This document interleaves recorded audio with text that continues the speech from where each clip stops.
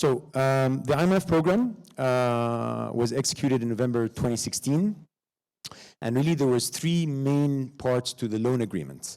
The first is monetary reforms, second was fiscal reforms, and finally structural reforms, which is the key part that we're going to be focusing on in this talk. So if we look at the IMF fifth and final staff report, which was published about 2 months ago, there was a lot of positives. So the macroeconomic situation has markedly improved. Growth has accelerated. We have fantastic growth today compared to the MENA region and Africa. External and fiscal deficits have narrowed. International reserves have gone up significantly, and inflation and employment have declined. There have, of course, been a number of challenges. The main one, and again because of the title of this talk, is on the implementation of structural reforms, and the outcome here has been uneven. If we look at VAT, that's been very positive, and the tax revenues have in fact increased, and we're looking to increase them even further going forward. The new investment law, limited so far, and there's been a number of reasons for that. Is not only to do with the law, but global FDI in emerging markets globally has gone down. Universal health insurance law, again, very, very good law. Lots of challenges, lots of opportunities, but unfortunately the impact so far has been limited because it's only been implemented in one governorate. And if you look at the new bankruptcy law, no impact whatsoever because the executive regulations are. And there's three main things that will happen in the new banking law, which are really important. The first one is that the minimum capital requirement of the central bank and the banks under its supervision are going to go up significantly, which means that we're going to see a lot of changes, including consolidation in the market. Okay, so currently we have 38 banks. Probably that's going to be slimmed down going forward. The next up is plans to establish a financial stability committee. We've all seen the effects of the financial crisis and and crisis after that.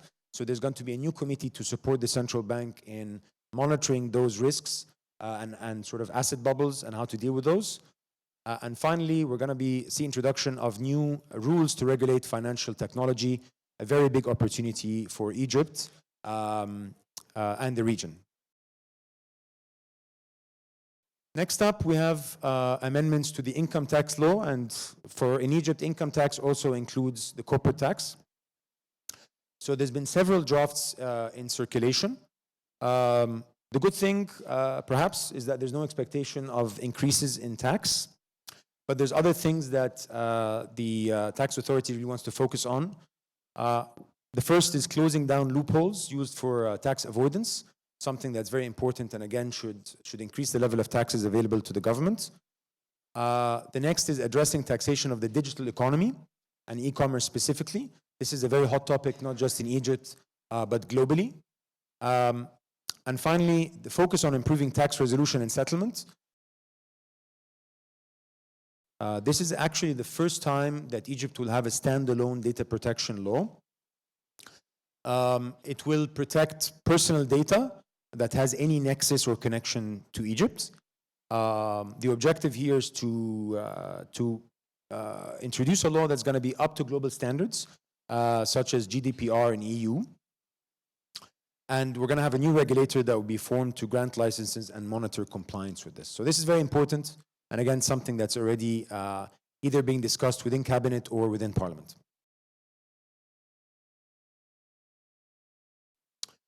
So how does that stack up against global best practice? So there's a few key points that we need to keep under consideration anywhere, which is the pace and speed of the whole process in terms of time consumption. Next, consultation with stakeholders, very important. Transparency of the process, openness to the public, and finally, the use of ICT technology to optimize the process. I think the best laws that have come out in the last few years with the highest degree of impact have had a high degree of consultation. Consultation is not only within government or within parliament. It needs to go wider than that. So you need to talk to stakeholders. You need to talk to independent experts. So we have a tendency to talk to experts who are affiliated with the public sector or with the government. It needs to be wider than that to get a different perspective of views. And finally, within business and economic laws, decriminalizing sanctions for business and economic activities. This is a huge problem. We have a very big tradition of having jail sentences for business activity, and this is something that's bringing back risk appetite, which is something that we actually need to encourage to be able to move forward.